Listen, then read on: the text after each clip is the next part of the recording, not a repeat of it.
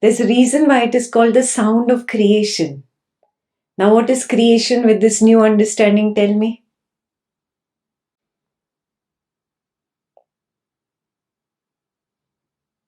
Creation is just the waking state where the waking consciousness is projecting itself. Correct. And yeah, And?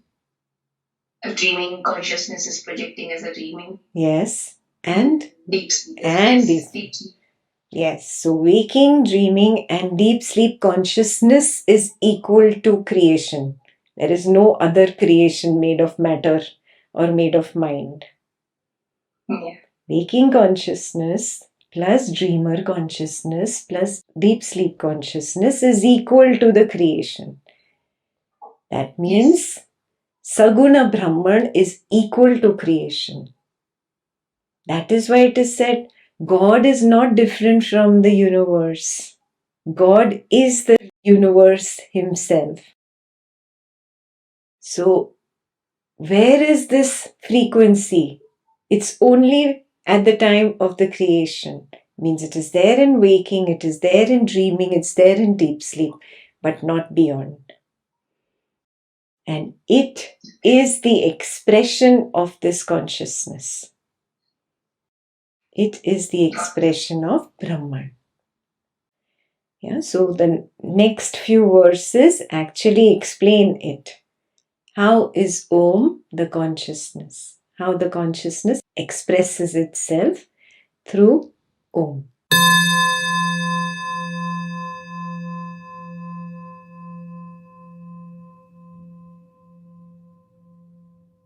Now, Om is just a word adopted by Hindus. Don't take it as a line drawn on stone and this is it. No, that means only Hindus can attain enlightenment. Wake up. Not true. Yes, Om is the word given to that sound of creation by Hindus. Ameen is the word given to that sound of creation by Muslims. Amen is the word. In fact, the word. This is used in the Bible, the word. They are referring to the sound of creation. So, through every path, through every religion, people have got enlightened because enlightenment simply means recognizing I am awareness. It has got nothing to do with religion. It has got nothing to do with your religious rites and practices. It has got nothing to do with the race you come from, the country that you were born in. It has got nothing to do with it. Yeah. If Maandukya was written in the West, it would not be Om, it would have been Amen, and it would still convey the same meaning. Yes. I would really encourage each one of you who has this very strong thing, oh, I am this religious kind of person. Break out of your conditioning. It is nothing else but a rigid belief, a rigid idea, a conditioning related to the false belief I am the body mind. Because only this body mind was born in India and says, oh, I am a Hindu. If I'm holding on to this belief of the body mind, then I'm holding on to all the beliefs related to this body mind. Yeah? So we have to wake up. Otherwise, only Hindu enlightenment would have been there, which is absolutely wrong.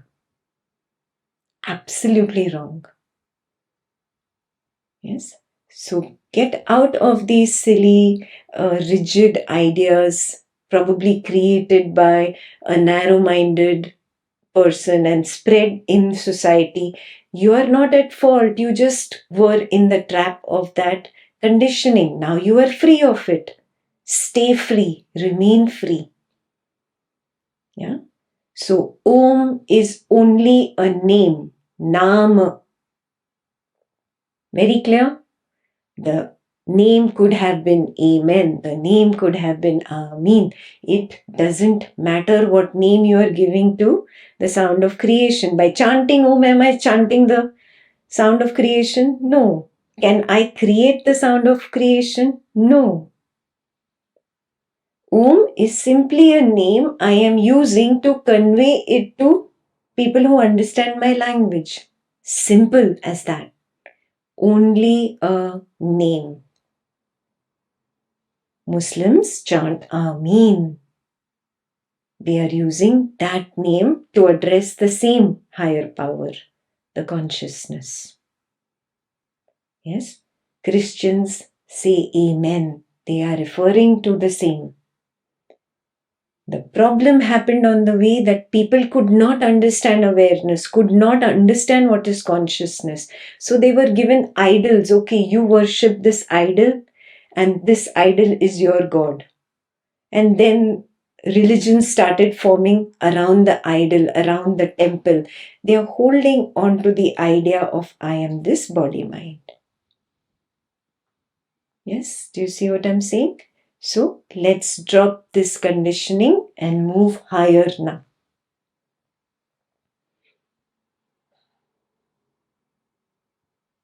Clear?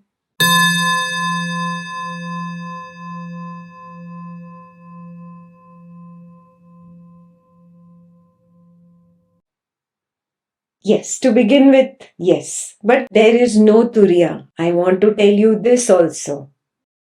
Because when you follow the I disappears. When you follow that gap, the gap disappears into a void, into a nothingness. You go beyond and you realize, oh, it's not that there is a gap between two thoughts. In fact, there is only the void in which the thought arose, in which the feeling arose, in which the sensation arose, in which there was the perception of sound, perception of sight, smell, taste, touch. These are the disturbances, these are the gaps in the void. The void is the truth. So Turiyas only use it as a stepping stone to get to the truth, that is Brahman. Then you have to discard Turiya. Do you get it? There is nothing like the fourth. There is only one.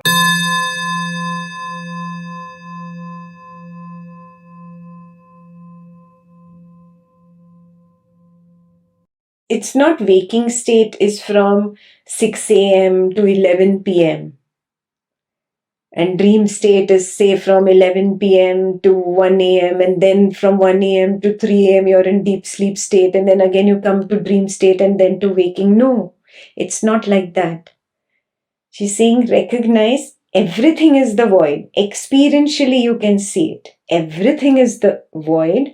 In this void there are thoughts, feelings, perceptions coming up, sensations coming up. These moments when there are these arisings, that is the waking state. That is the waking consciousness coming up. Many times there is no arising. Yes, do you recognize that? It's absolute quiet. Your eyes are open. You are awake. Yet there is nothing happening. That is the deep sleep consciousness. And sometimes it's just garbled images, garbled memory, garbled thoughts, very blurry. You cannot understand. That is the dream consciousness. You get this? The truth is the void, which is the container in which these arisings keep popping and disappearing, popping and disappearing. That container is like the black hole. You are the black hole. You are the black hole which sucks in everything. And from which things come up, they play, again they dissolve. So when the arisings come, that's the waker consciousness. When the arisings are not clear and they are garbled, that's the dreamer consciousness. And when these arisings are quiet, just boiling under the surface, ready to come up, but not come up yet, it's a deep sleep consciousness.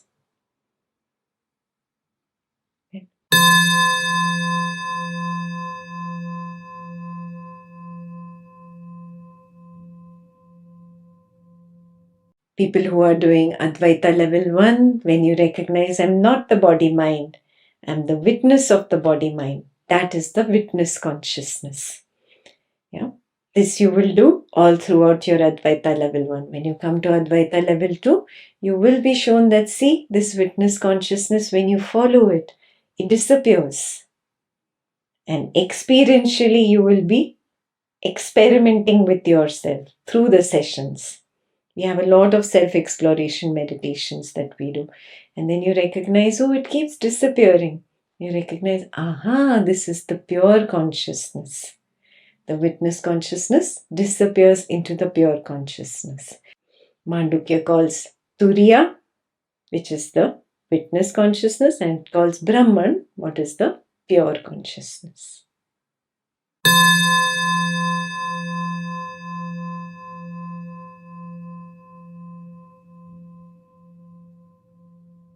Beautiful question. So now the waker consciousness has recognized, I am Brahman. The wave has recognized, I am the ocean. That does not mean the wave stops arising. The wave will continue to arise. But now this wave knows I am Brahman. That is the difference between ignorance and wisdom. You will still continue to do what you were doing before. Before enlightenment, I chopped wood and I carried water. After enlightenment, I chopped wood and I carried water. Nothing changes. You are still the same wave. The waker consciousness will still arise. But now this is the wise waker consciousness. It knows that it is Brahman. Big difference. That is why my world will go on the way it is going on. The family, the work life, the social life, everything will remain intact. All the joys, all the sorrows that were there will be there. Everything. But now it does not touch me. I am Niranjan. I am unstained. I am untouched. Yeah? So, this body will go through its disease. But I am not suffering anymore. Because the personal I has shifted from this body-mind and become the universal I. Brahman. Space of awareness. So the recognition is like empty, that is void. I make a consciousness is also recognized as empty or void. Or Yes. Yes. It's like you're looking at the blue sky, but you know it's not blue. It's an illusion. That's it. It's as simple as that. Another way I can put it is when you all were little kids, you all used to run behind rainbows. Remember? Oh, it's so beautiful. Oh, rainbow, rainbow, rainbow. When you studied rainbow, you understood it's an optical illusion. Now, when you look up, okay, it's a rainbow. You don't hate it. You're not angry about the rainbow. It doesn't bother you, but it doesn't even give you the same kind of excitement that you had as a little kid when you ran behind it. It's a rainbow. Get it?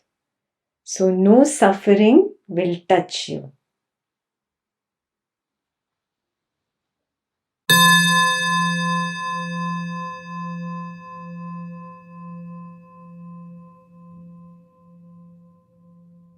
Again, you have jumped from your stand as the space of awareness to the body-mind. The moment you jump to the body-mind, you say, I am the body-mind. I am the doer. I am the thinker. Yes, the moment the I shifts back to its correct position, it recognizes I cannot do. I cannot do. My reality is the awareness in which action happens through the body and mind. For example, your own dream state. Sometime at least you must have become aware in the dream that I'm dreaming. And have you noticed? Oh, I am dreaming. I notice the dream character. He's still doing what he has to do in the dream. The script does not change. The dream script is going perfectly. He's doing his actions. I have become aware that I am dreaming. Yes, it's exactly the same thing. You continuously remain aware that I am awareness. I am not this waking dream character. The moment you think I am the waking dream character, you feel I have to do. And then when I nurture that belief that I have to do, then you think, oh, I have to take this decision or I have to not take this decision. I have to do this action or I don't have to do this action. You go into your own story creation and the whole drama plays. When you wake up and recognize, I am awareness, you recognize, oh, the waking dream, body mind operates automatically. It has a program code, an embedded program code, just like a computer code. A computer runs its software program automatically in the background. This body mind is running its program automatically.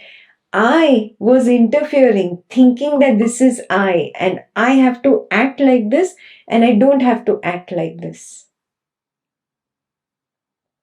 This is the main revelation of Advaita, level 2. Yes. This is where you need to work a little more and see, I am still confusing myself with the body mind, and I feel I have to act. I have to take this decision.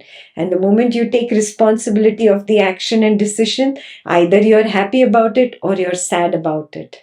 And then you keep shuttling between happy, sad, happy, sad, happy, sad. That is suffering. Wake up and recognize I am creating this suffering because of my wrong understanding that I am the body mind. So again and again, I shift. The moment I shift, I recognize this body mind takes its action automatically. Mind is already programmed to take the decision. It takes it automatically. It does not need my interference. Yes. So the only error that has happened is you again took the stand of I am body mind. The suffering is only when I feel I am suffering from whatever is happening to the body mind, or I am enjoying what is happening to the body mind.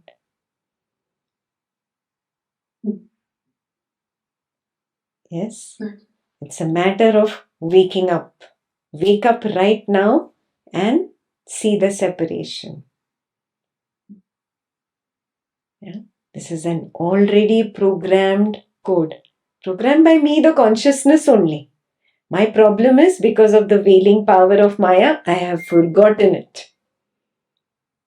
I have only programmed it this way. There is no Satan outside that does something evil to Brahman. No. Brahman himself is playing a game with himself, like you played hide and seek in childhood. He's playing hide and seek with himself. Yeah. This is very experiential. You have to recognize that this is happening. Yeah. So work on recognizing it experientially. Do not take what Ekta is saying blindly. You will not gain anything by blind belief. You have collected a lot of blind belief in the past and you're collecting more now. No point. Jnana Sangha path is only the path of direct experiential knowledge. Yeah. So I will experientially get there. Clear? Thank you.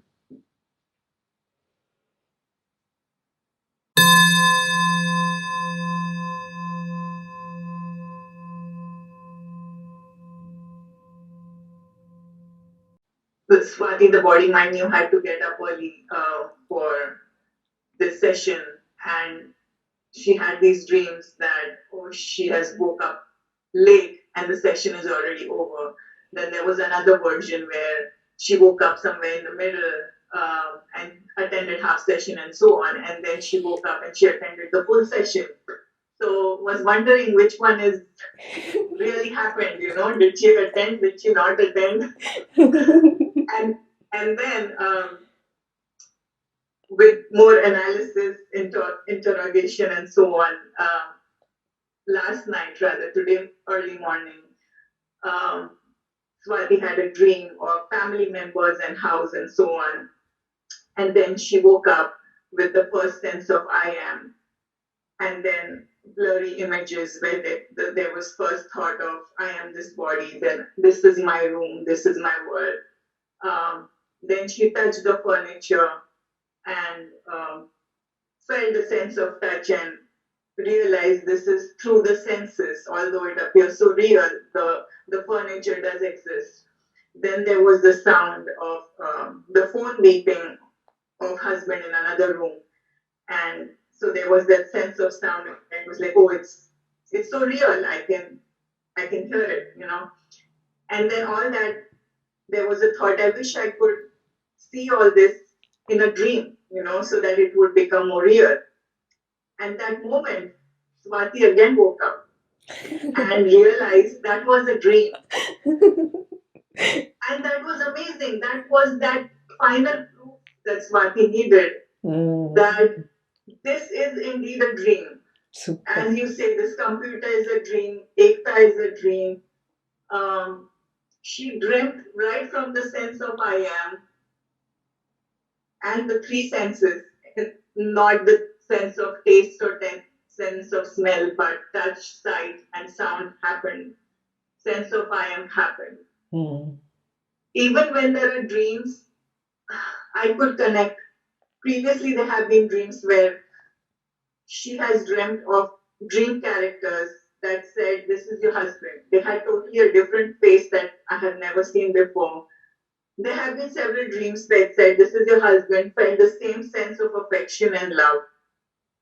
And then I realized now, and then I used to wake up thinking, who's that person? I don't even know. And now I see, okay, now this is the face I have been given in this dream script of my husband that says he is your husband. Then there is a thought that says, this is your emotion of love and care towards him. Same thing with the kids. Whatever you get in the dream script, even when the room is different, with the furniture different, this is your room because that is the dream script. You wake up, it's a totally different room, and then you believe this is your dream script, this is your room, this is you.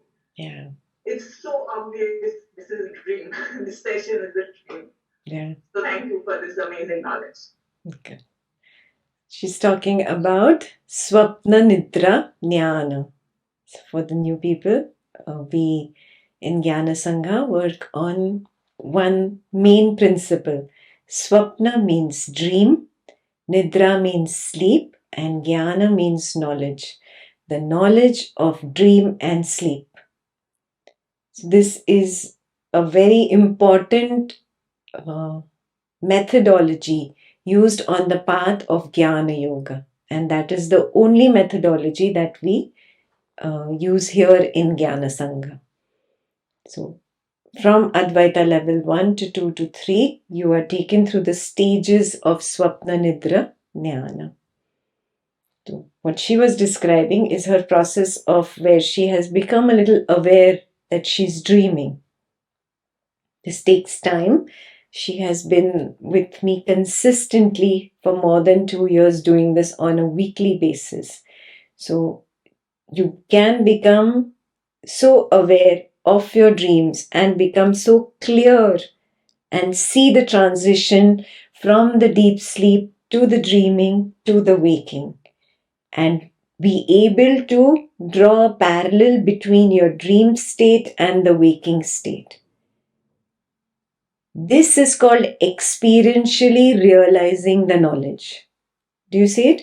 Swati is not saying anything that Ekta has told her.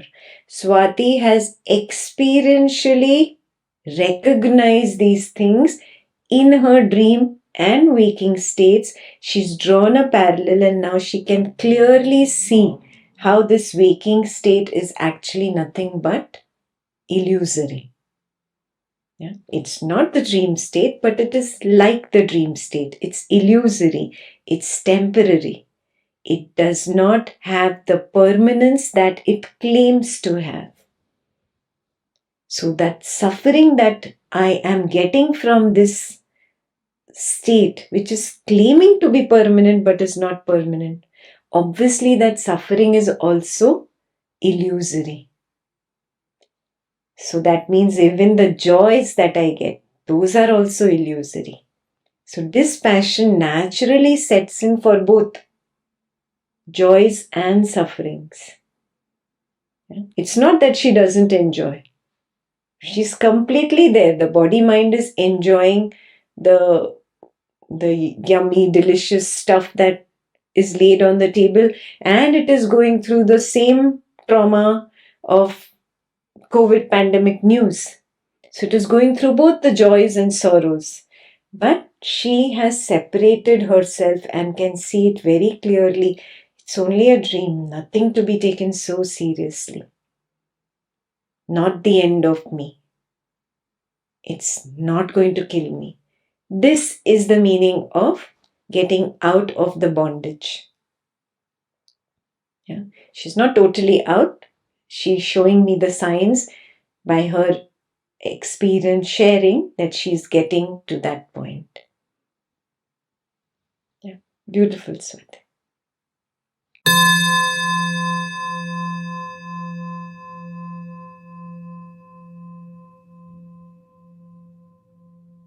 So in my actual waking state one day, there was an event where I woke up and I saw there was a rose that bloomed against the bedroom window. So I went outside and I wanted to smell that because I know it was a fragrant rose.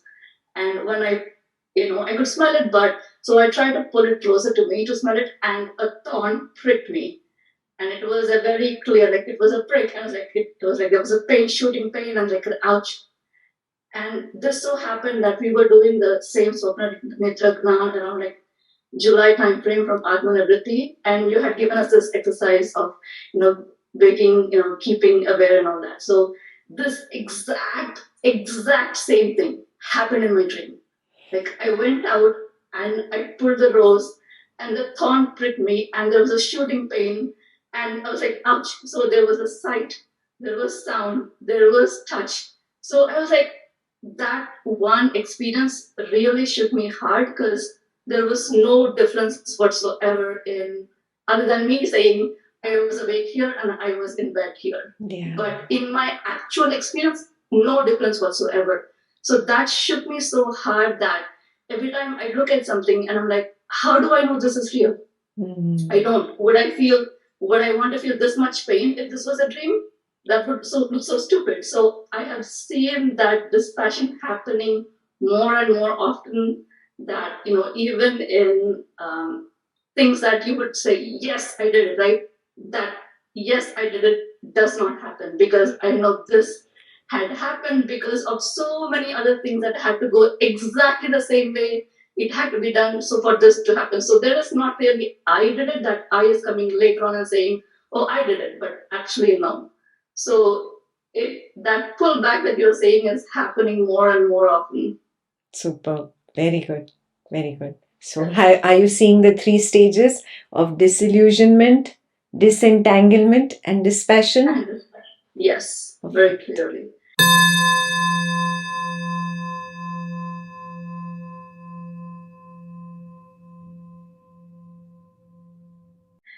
So if I were to ask you a question right now or anytime, what is your current activity? Because you're talking about the 4 activities. Would you say that I'm beyond these activities and I remain as that void? It might be even absurd to say I remain as the void because there's option than to be the only thing is void. And would you ask like what activity? What activity?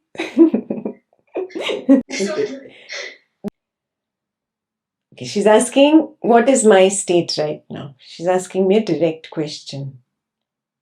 I am observing this body-mind labeled as Ekta the teacher discussing something with you. I'm not planning what I have to say. I don't have a script written in front of me. There is no rehearsal done here. You are asking a question which is an external trigger coming to this body mind. This body mind is responding to it.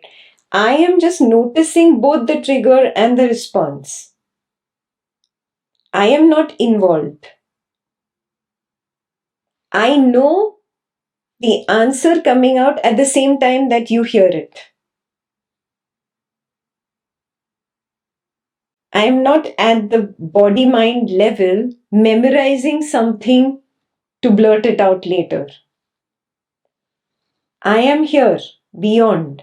I am noticing in my awareness there is this studio room, there is a body sitting here talking to some people on the computer screen.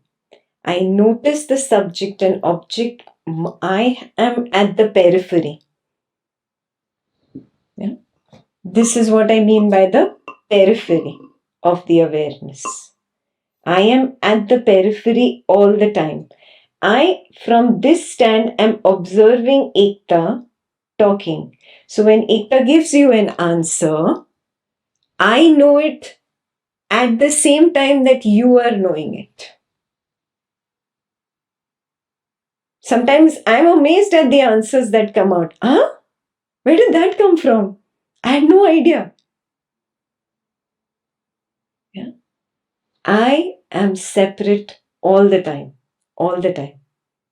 Yes. So this is in simple words for the beginners, for everybody. I recognize that I am Brahman. I recognize this is simply a projection of Brahman. Brahman is projecting the subject and the object computer. I have no proof there are people out there. This could very well be a dream. Who knows?